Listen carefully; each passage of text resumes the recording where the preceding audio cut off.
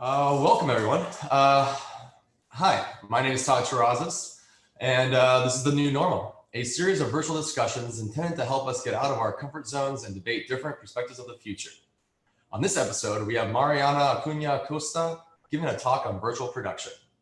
Mariana is originally from Mexico City, where she left behind her love of lucha libre and moved to Los Angeles to do VFX for major motion pictures. Bent on global domination, she is now the mastermind of Glassbox Tech, crafting their evil plan to disrupt every corner of the world with custom tools for real-time production. Prior to the pandemic, she really enjoyed surfing, ice hockey, and pistachio ice cream. So following her talk, we will go into breakout rooms for about 20 minutes. Afterwards, we'll return back to this main room for open discussion. If you're watching on Facebook, you can join us by visiting thenewnormalseries.com. But without further ado, here is Mariana Acuña Acosta to give her talk. Thanks.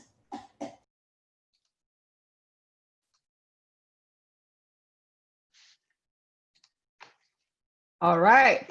Thank you, everyone, for being here today. I can assume you can see my screen. Thank you, Todd, for having me. And yeah, my name is Mariana Acuña Acosta. I am the Chief Product Officer, co-founder of Glassbox Technologies. Before I dive into the new normal and how you can do it yourself virtual production, let me move this somewhere. No, there. There. Perfect. Yeah, just a little quick introduction about myself and the company. So we are a very small but global startup founded in 2016 with the idea of democratizing real-time virtual production workflows for content creators around the world. And we used to have physical offices, but now we have home offices in Los Angeles, Osnabrück, Melbourne, and Taipei. We are the proud makers of live client, Dragonfly, and Beehive. Which in an unexpected turn of events, the pandemic has actually expedited a roadmap from 4 years to 1. And we've seen, mostly because of a larger user adoption due to most folks in the US doing virtual production now from home and having to do remote virtual collaboration. And the main reason, I just lost a headphone. That's not bueno. These headphones are not meant for female. Why we found the company was because virtual production is basically a game changer in how content is made.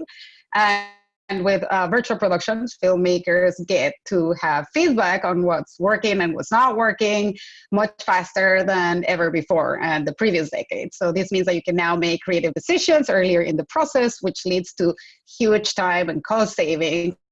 And of course, this leads to a product that is not fixed in post, but rather it's going to be all pre-planned in pre-production. And I'm just using The Mandalorian as an example because that's one of the highest profile examples out there. Now, of course, pipelines are becoming less linear. Issues can be resolved faster. Improvements can be made quicker as well. So this means that you can create a lot of changes, even the smallest ones, to your environments, your lighting, etc. And maybe create hundreds of shots a day, which is not something that you could do previously. Now, these are some examples of how it all began. And if in its simpler forms, just for if there's people joining us from, all over the world or people that don't know exactly what virtual production is, in its simplest form is those where the virtual and the physical worlds meet. And as you can see in this slide, we have like Final Fantasy, The Spirit Within, and, Beowulf and the Polar Express. And then here on this slide, now this is very important to note, which is that on the left-hand side, The Spirit Within, that's pre-rendered, which means that it was made in a 3D, tool, content creation tool, software, texture, animated, etc., and then rendered in Arnold or V-Ray or Mental Ray or any of the renderers, which means that it could have taken back then anywhere from 5 minutes to an hour per frame. So imagine how long that took. Whereas on the right-hand side, we have Ready at Dawn from 2015, and that is all real time. And also just look at the, the quality, the visual quality. Then this is an example of the Polar Express from Gardner Brothers, 2004. But again, that's pre-rendered, Tiger, and it's all real time. And you can see the difference in the photo realistic quality. Now, in big productions like The Mandalorian or The Jungle Book or The Lion King, well, these are some of the elements, virtual cinematography, performance capture, that you need. Now, luckily, when I get to the part of how you can do it all yourself, you don't actually need any of this costly equipment, nor any high-end performance capture suits or head-mounted cameras or any of that, and you just be able to go straight to the fun part of real-time visualization of your ideas. Now, I wanted to put this slide in because we can't forget that we are able to do what we do today because of the investments that have been done in GPU technology, because, you know, the computer power that we have today is unprecedented, and we can thank a lot of this technology, you know, to video games. Now, historically, what has happened is like animation folks wouldn't talk to visual effects people, and visual effects people wouldn't talk to gamers or the cinematic department. And then, of course, you know, film people wouldn't talk to anybody else because they were the most important ones. But this has changed little by little thanks to artificial intelligence, machine learning, and of course, immersive technologies, you know. VR, mixed reality, AR. And so all of these worlds have collided. And thank goodness for that, because the ways in which creatives can create content today has never been richer nor easier. So all the worlds colliding, 2020. And these are just some examples of how technology has become like really so affordable. Because back in the days, for example, when James Cameron, everything he used for the virtual production of Avatar, well, that was completely cost prohibitive, but that is really not where we are today. Now, these are just some examples of content that has been created from start to finish, meaning having final pixels in the engine. So of course, when you don't have to go through the visual effects pipeline and wait for anything to be, you know, rendered out, that's why we call it pre-rendered, then that means that you are having some major cost savings and time savings in post-production. And now you can do most of your planning in pre-production, and thanks to, you know, previs and post-vis and tech-vis and all the vises. Now, let's go to the democratization part. Why are we able to do virtual production from our homes, from our living rooms today? Well, that is because hardware and software has become much more affordable, much more available, and with tools that are absolutely intuitive to use. So I remember back in my Foundry days, I would go to studios all over the world, and if I could just summarize the feedback that I got from every studio, from the one-man band to the biggest studios in the world, it could be summarized to faster, cheaper, better. And thanks to game engines, we have achieved just that, and they have put us in that intersection. Now, again, this is just the democratization of real-time rendering. On the left-hand side is an example of how this was a special real-time renderer that was made for, you know, being able to preview Avatar in real time, whereas now, COD 2 2018, now we have, you know, demos in real time with, you know, scenes from Star Wars with real-time ray tracing technology. Now, of course, we can't forget motion tracking, because we've gone from like super sophisticated and expensive, you know, motion tracking systems to consumer level tracking that's basically at the palm of your hand, thanks to the iPhone and your iPads, and of course, thanks to virtual reality and augmented reality. And previously, performance capture suits were absolutely expensive, such as an example of, you know, Planet of the Apes. But now, you know, if you're like in the mid-level, you can use an Extend suit. And of course, if you want to have even more affordable suits, you can use something like the Rococo, or even just having your iPhone act as your head-mounted camera and do facial performance. So what do we need? Let's get to the meaty part. What do you need right here, right now, to do it yourself virtual production? Well, you're going to need a script, because of course, without an idea, there's not going to be much there. Then you're going to need a storyboard. And yes, you know, stick figures are fine, but that way you can start, you know, figuring out your camera moves, blocking animation, figuring out what kind of environments and props and all the elements that you're going to need for your piece. And then, of course, you're going to need an iPhone or an iPad, which I assume, most of you have. And since we're all Zooming right here, right now, I'm also thinking that you all have a semi-decent computer, right? And then you're going to need assets. You're going to need virtual environments. You're going to need props. You're going to need characters, animations. And of course, if you want to take it a step further, you can have the cherry on top and have a VR headset. Now, of course, you might be thinking, well, I don't have the time to create virtual environments or, model characters and do this and that. Well, luckily for us, and that's why we're able to do so much from the comfort of our own homes, is because thanks to, companies like Epic Games and Unity, you can go to the marketplace or the asset store and then just get anything you need for free or for very, very cheap. And you can get anything, including, fully rigged characters, all kinds of animations of all types, scans, point clouds, even mocap data if you want to, start maybe experimenting with that. And if you're, if you can afford to have a virtual reality headset, well, that means that other artists can collaborate with you maybe in the US, in other parts of the US or other parts of the world, and you can all be immersed in your scene in virtual reality. And then you can start doing things like virtual location scouting, or start looking at your animations or your lighting and your effects, and you can all decide how, how your piece is gonna go. And of course, even better if you use Glassbox tools, because then we're going to make it easier for you to, shoot, record, collaborate, et cetera, et cetera. However, you have to take my word for it, because these are some examples of the type of work that creatives right now during the pandemic have been able to do in a very short, it's a real-time shorts challenge, pardon the pun, in a very short amount of time. And this was put together by Epic Games, yours truly, Glassbox Technologies, Phaseware, and McKinney Studios. And you can go and see what people were able to do in a very short amount of time with assets readily available for anybody to use. And what's really incredible to see is that pandemic or not, there is just no stopping human creativity. And this is, for example, I just put it as an example, because even though we did it way back when, like this was a little short that we put together with the third floor, and it just took us 6 weeks to complete. But you can probably do this in like half the time if you just plan everything accordingly with your script, your storyboard, and whatnot, like with good planning. So for the breakout rooms, I have two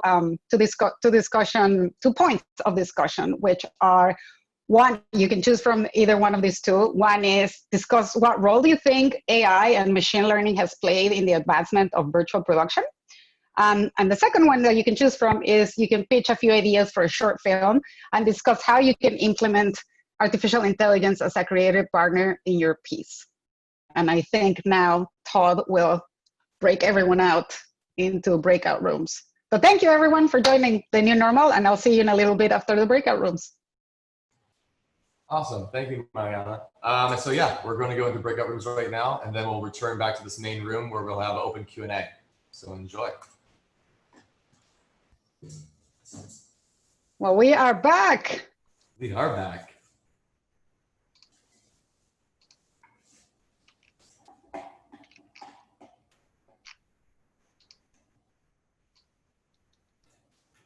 Do you go into one of the break rooms too, Todd? I don't. Ah, sneaky, that everything's working. Exactly. I guess some people are having issues with video. Well, I had an issue with my earpiece just committing suicide in the middle of the talk. It's fine. We'll edit that out. Yeah, especially I think I scream. I'm like, ah! Wow, look at Timothy Kennedy. That looks very trippy. Woo. You don't want to see what's behind me. There we go. That is trippy. Mariana. Hi, Ryan! Katano! Hi, Katano! Virtual hugs! Virtual hugs! I miss people in real life. Greg, John Pattison, how are you, buddy? Hey, John, how are you, buddy? I guess I might have turned the video on for this one. Yes, you do. It's only fair. Hey. I like to say my beachfront Maui, but I'd be lying. Funny, I think I've been exactly at that same place. I can go. I actually, if it goes bad, I just run off into the ocean. I disappear. The popular office spot, man. Good one. Right? Hey, Gaetano, it's Will It is. Kendall. I actually am at a beachfront. Oh my God. How are you, What's up, buddy? man? Are Good you to out see there? you. You're out there right now? Yeah, I've been here since March. I came over for a week and canceled my flight home. Oh my gosh. Smart. Miss you, man. Yeah, likewise. We'll catch up offline. Good to see you. Good to see you. This is great. It's like being in an actual event, like Yeah. like we're actually mingling. I like it. Oh, Scott. Hi, Scott. Squires. Hi. Cheers. How's it going? You're muted in case you want to Yeah, say. it's going well. Just Wow. writing it out as everybody else at this point. So Wow. good seeing you. The legend, Scott Squires. The legend, exactly. The man, the legend. The Has a man, the little green myth, the screen right legend, behind. right? Oh, Church and Cheryl Spinoza. Hi. She's got the video off, but Yeah, she was in my breakout room. Yeah, I'm still waking up, so my video is off. ah, So sorry. oh, it's fine. Well, how are the break rooms? Did people go with one or with two?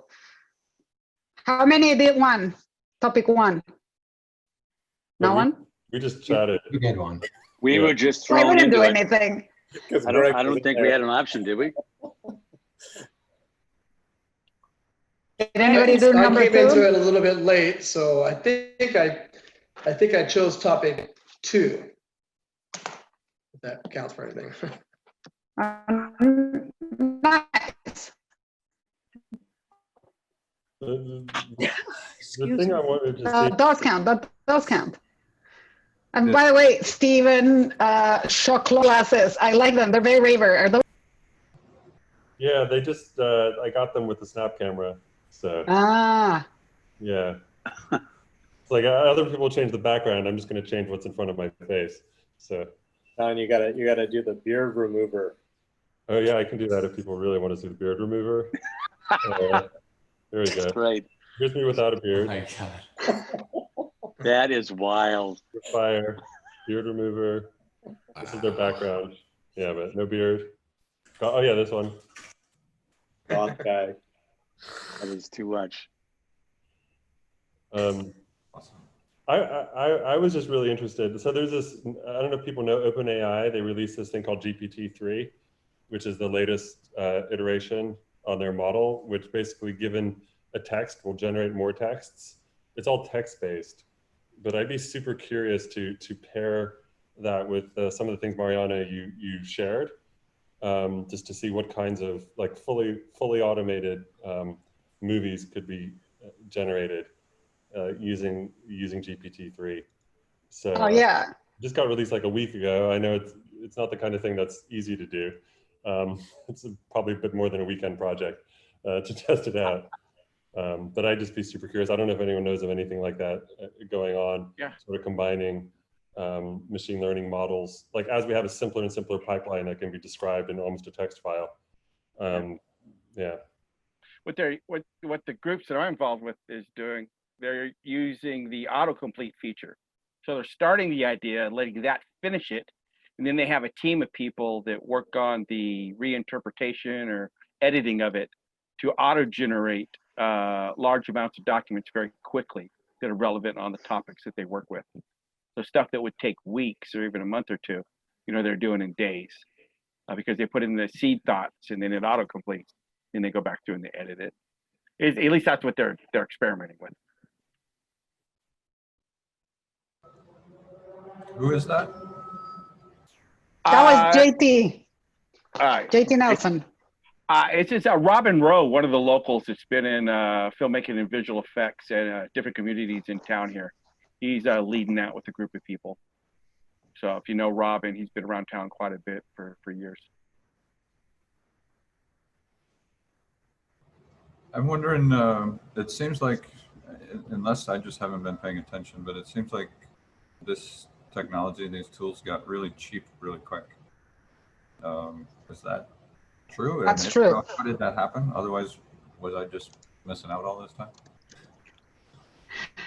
No, that is true. I mean, everything has definitely gotten cheaper, faster, better. I mean, to think just like a very simple example is like now the computing power on these little things called the iPhones, you know, have more computing power than any computer that existed back in the 60s.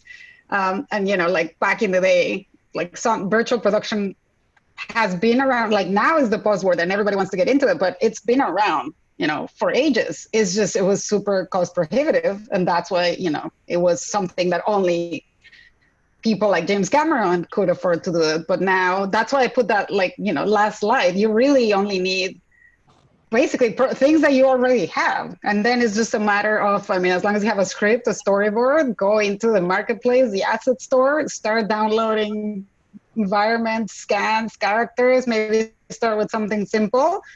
And then, you know, if you have a VR headset, even better, but if you don't, doesn't matter. And you can buy, if you have a pool, buy your pool, like anywhere in your home. Awesome. So Mariana. I like Ryan's. Hi, Alexa.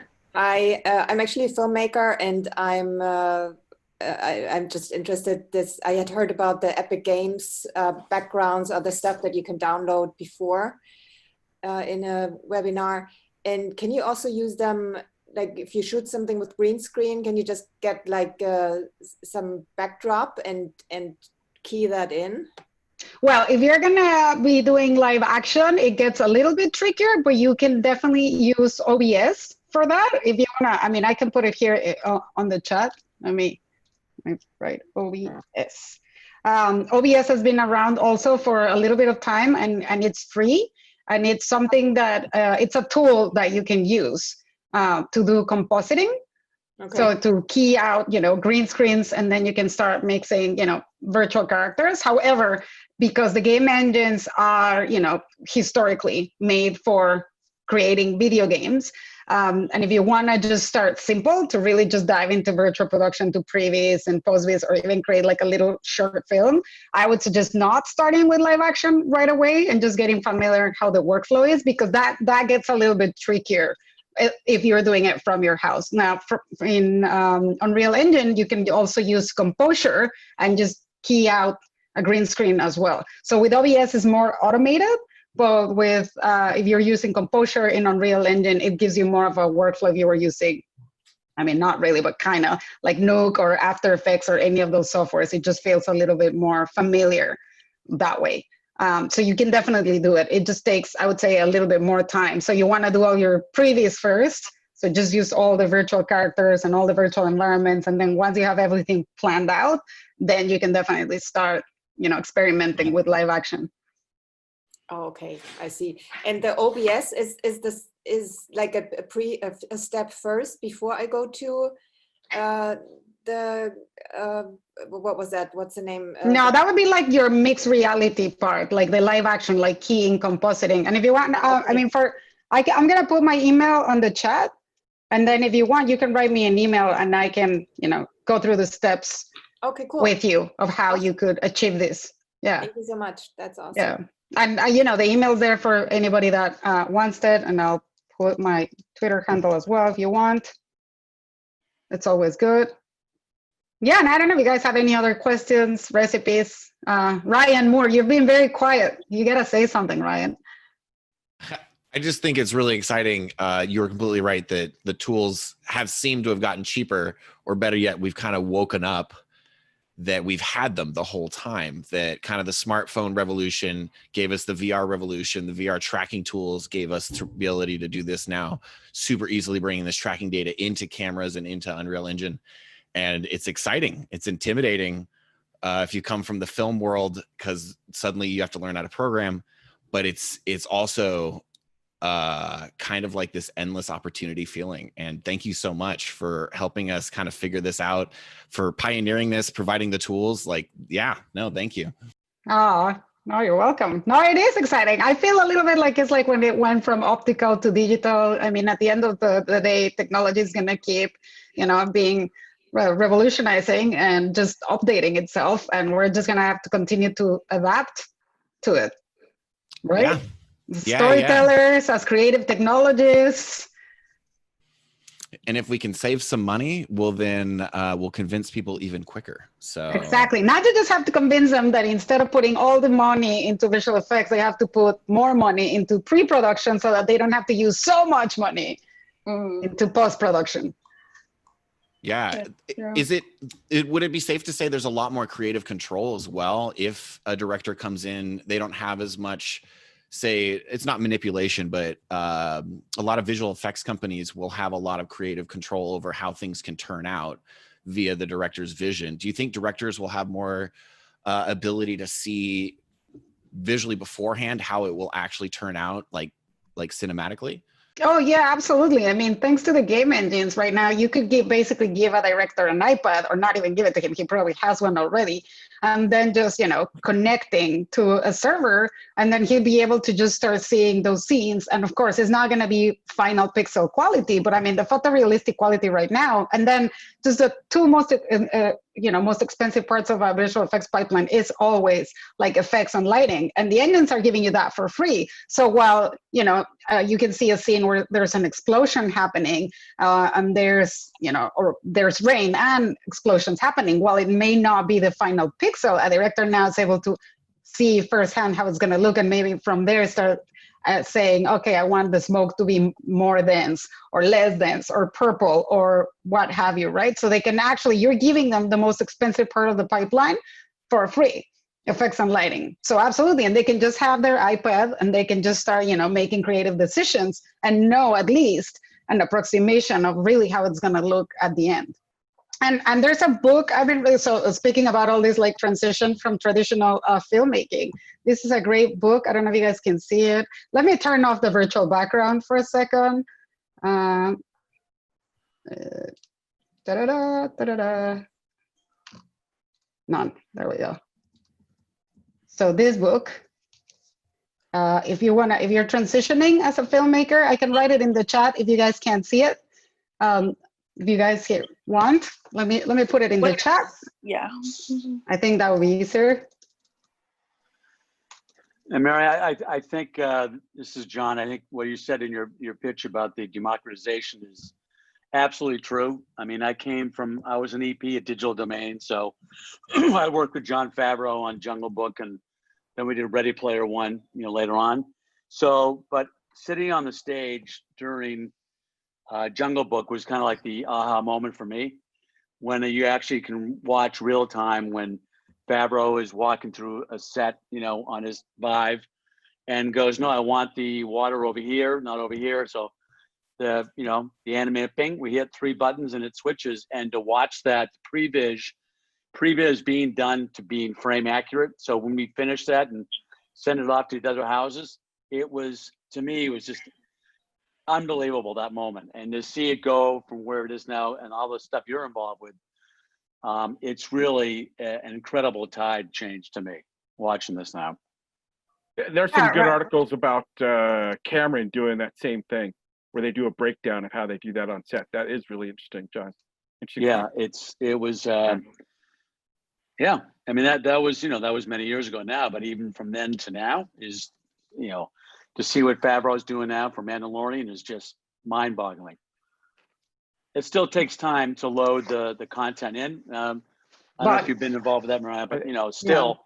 Yeah, I totally know that. That's why I was like, do it yourself from your living room, and I put the Mandalorian as an example, but you still need to have Disney budget to be able to achieve what the Mandalorian did, mostly because even if you have LED walls, which are super expensive, you're still going to have a lot of artifacting and soft focus, and you're still going to have issues that are going to need fixing later on, and you're still going to need Disney money. But again, the fact that you can achieve a lot of that, visual quality and basically the same previous positives or pitch vis. Now a lot of this is being used just to pitch your ideas. And so instead of being in a script, you bring your visualization of your idea. And then that can make you get a project greenlit faster, which I think is also really, really exciting. And by the way, I don't know if you guys know, but if you go into the chat and where it says to everyone, there's 3 dots. If you click on those 3 dots, you can save the chat. So that way, if anybody missed the title of the book or the email or whatever, you can just save the chat. Very nice. Good to know. Thanks. I just had a question about budgets and what it would take in funding for creating one of these new fancy virtual studios. Well, that depends. If you mean you want to create a smart stage, well, it's really going to depend the size of the stage and what kind of LED walls you want to put in there and what kind of, motion tracking system you want to put in there. Because, I mean, you can go very fancy. You can check out Lux Machina. That's probably the closest to like a really nice smart stage that we have here in Los Angeles. However, like if you want something bigger, like you wouldn't be able to do that inside of Lux Machina per se, but then you could do a one-off. Really, if you want to build a smart stage, the most expensive part of that is going to be the LED walls. But again, you can have a mini smart stage in your, like I basically turned I had a little guest house that I used to Airbnb, and now since I can't go to my physical offices, and I've turned this into, I have my green screens, I have, Vive box, I have all the VR headsets here. So you can do a mini smart, I have little, LED lights, because now that's also not the big ones, but you can actually have LED lights so affordable now as well. So you can have a mini smart stage in your own home. So if you build it, will they come? And who's looking for these studios? And who's looking for the production people?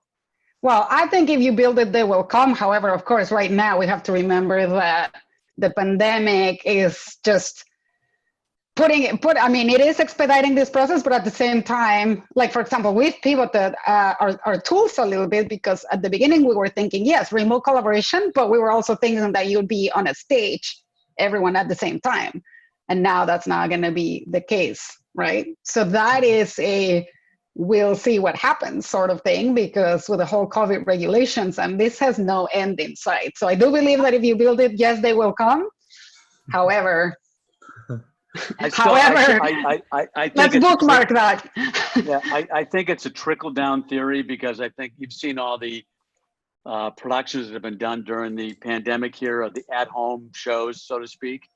And there's a company called Dun & Dusted out of Santa Monica. They're a British company, but they've done probably the majority of all the Disney shows, the Add Music at Home one and all those, and they've done very well. And even they're getting better at it. But still, the studios have to be looking at this really, really seriously now on all levels, because I agree, I think it's going to be going on for a while. And I'm in the DGA, and even they come out with their recommendations, and even how are you going to go do a big crowd scene now, in a typical thing? How are you going to do love scenes? How you can do all these things, the typical filmmaking. So they have to be looking at all these things right now. Would there, if a soundstage wanted to build this, is there enough productions that would be able to support that, where they would, because they're going to be client-based anyways. Right now, each production has to rent them. That's really cost prohibitive. I think that, I mean, you might know better than I, but there are only a handful of stages that I'm aware of. There are probably 3 or 4 in LA that I'm aware of that have big LED walls. So it's still limited. I mean, I think I'm moving into that. Huh? Well, it's still very limited. Yeah. But what were you saying, John, that you're moving into what? I can't talk about it yet, but I'm moving into the virtual space pretty shortly, pretty hard. Very nice. Very nice. So We are actually working. I'll be talking to you. Nice. I like that. We're actually looking, my co-founder is from Taiwan, and he flew there right away when the pandemic started. He was like, oh, Taiwan, things are going to be sane. And I'm glad he did that, because we're actually working with a whole bunch of different LED wall companies that are a lot more affordable and are actually able to procure Hollywood style productions. So we're also moving into, LED walls, because those are very important. And we have some, tools in the roadmap for that. So you're able to not only do the in-camera visual effects, but also help with the lighting in real time, controlling it just from Dragonfly or Firefly, Beehive, et cetera, et cetera. But even still, to that point, Rod, you still need the good artists, Oh, If you're yeah, doing this stuff absolutely. for LED, that's the thing people are forgetting. That it still comes down to the creative artistry and the people that are building it. And you can have all the great LED walls all you want, but that's why, ILM has their own people doing it. Of course, it's ILM. So what are you going to do? Yeah, right? exactly. So that's one thing. Oh, yeah, we can get the wall, but really, if you put crap up on that wall, it's not going to make a difference what you're shooting. Correct. And if you don't know all the issues that come with having the wall. Mariana, can I ask a few? Go ahead. Ask a few. Sorry, John, I thought you were done with that. Go for it. I'll follow. Zip it, believe me, I can zip it. Mariana, if we have time, can I ask you 2 quick workflow questions? Sure.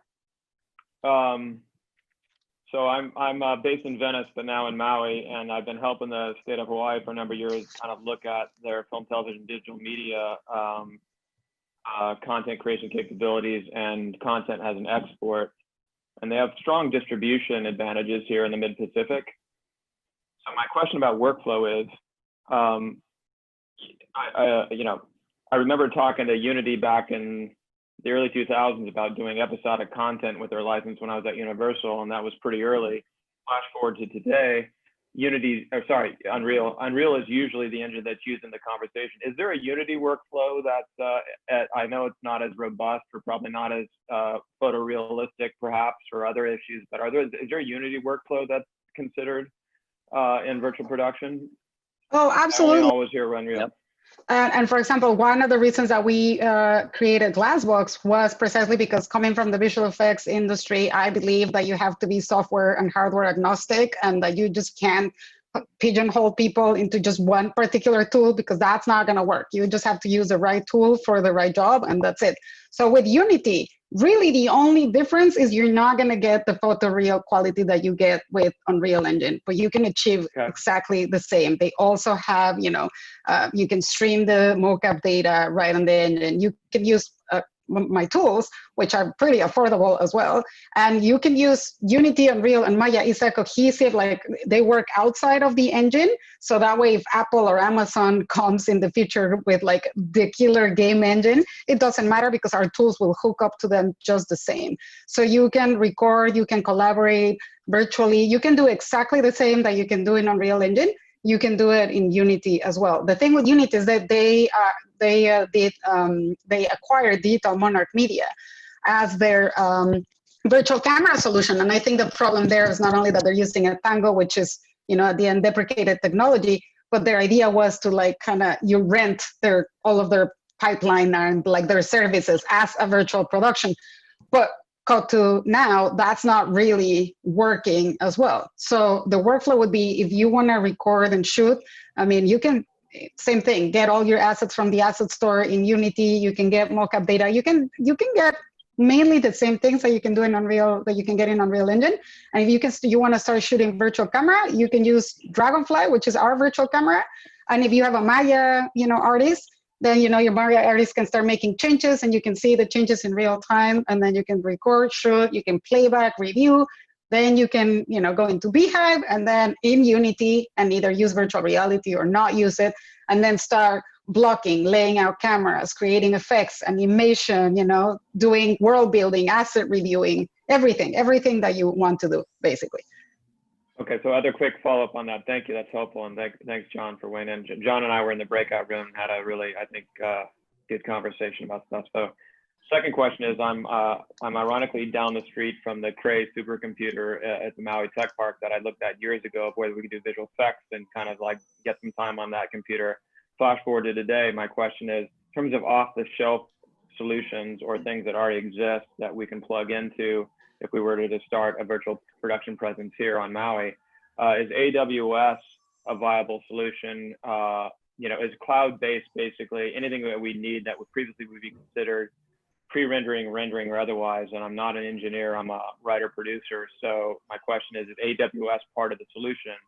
And if so, can it handle, could AWS handle sort of a some level of virtual production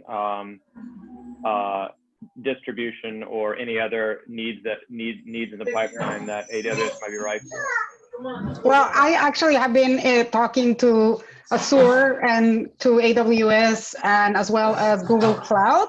And the answer to your question is yes, but of course it's going to depend on what kind of, computers do you have? What's your networking environment like? Like, of course, that's gonna have repercussions on latency and lagging and performance, etc. And really choosing a cloud service, because I think you can get, yes, it is absolutely viable, and you can get all of that from either one of the three, but it's really dependent, on the pricing that you are willing to pay for, what your needs are, and then just talking to all of them and seeing what fits your needs the best. I mean, I personally prefer Azure, but that's just me. Cool, thank you. I really appreciate it. Have you worked with Storm? Have you worked with Storm Cloud? Yeah, yes, actually, Storm Cloud. We are actually right now integrating Beehive, our product Beehive, with Storm Cloud. And and so Asa Bailey from Onset Facilities, don't know him, he's fabulous.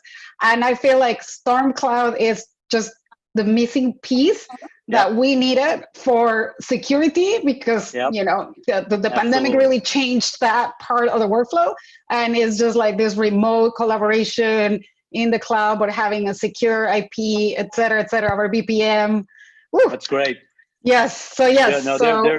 They're the main source, I think, in my opinion, for feature films.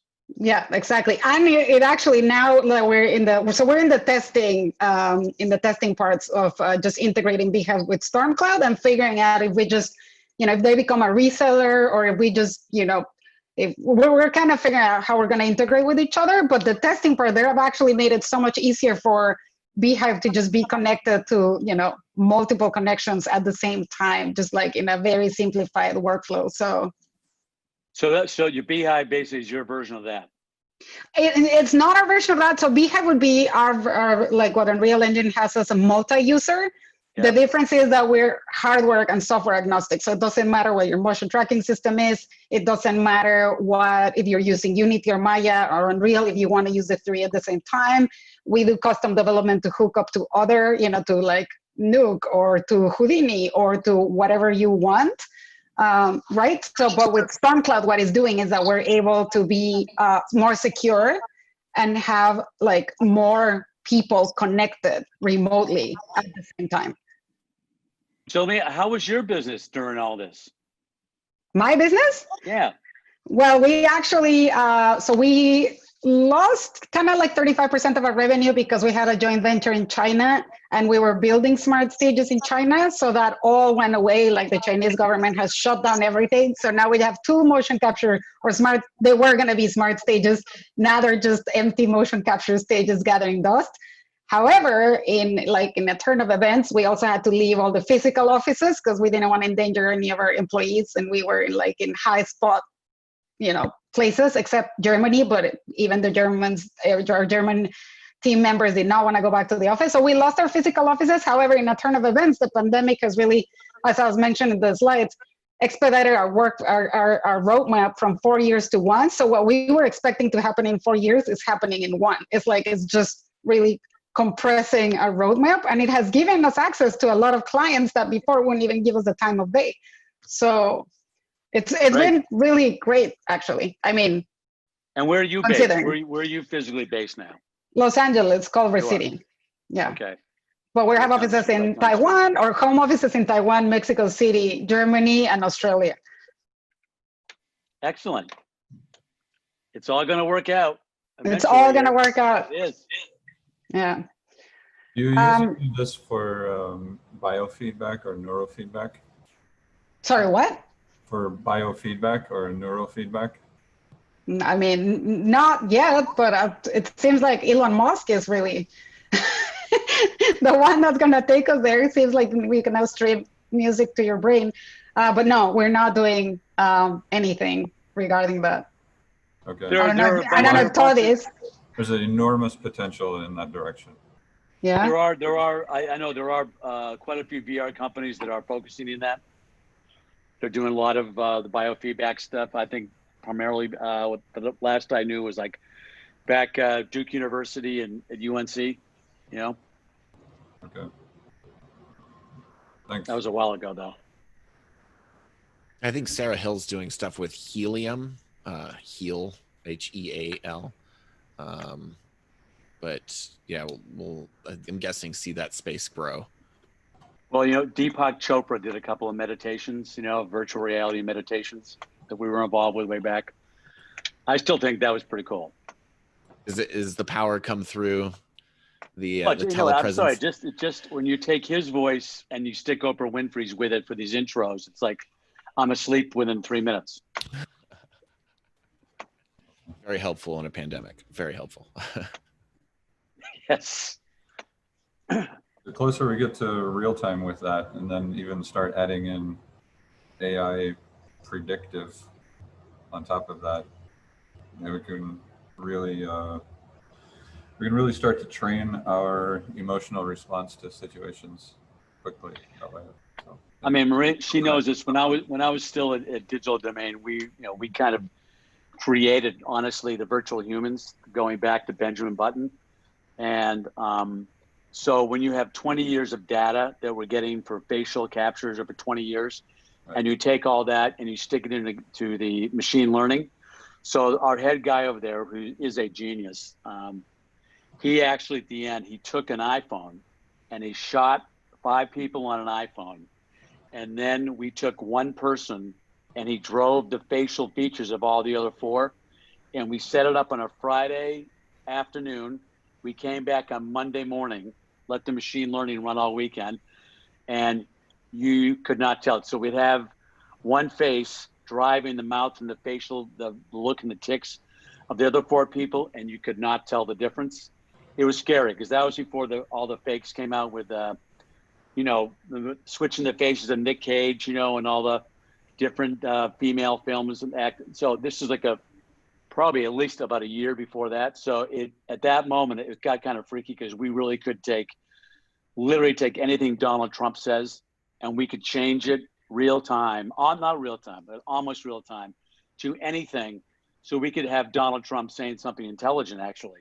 And, you know, as opposed to drop a bomb or do something. And that's where it could become scary because there has to be security that moves forward, and the AI is going to be used to actually train, you know, machines to catch it, right? The fake ones, the really, really good fake ones. yeah, awesome. That same thing that you were talking about, where using one face to have 4 other faces react to it. You can do it in reverse too, right? You can basically crowdsource reactions and have all of that into one face. Yeah, no matter what we're talking about, just think about the government is doing 50 times more than we're doing right now. Yeah. Well, I guess maybe on that note. Maybe, yeah, exactly. Well, on that note. Yeah. Sorry. It's all good. If anyone has any other questions or last burning desires, I guess we'll end this episode. Thank you again, Mariana, for coming on the show and telling us all about what you're up to. Thank you. Thank you guys for attending. Thank you, Todd. And yeah, stay safe, everyone, and stay sane. Exactly. Thank you, everyone. Thanks for putting us on. Thanks for putting it on, guys. Take care, Todd. Thank you. Yeah, bye.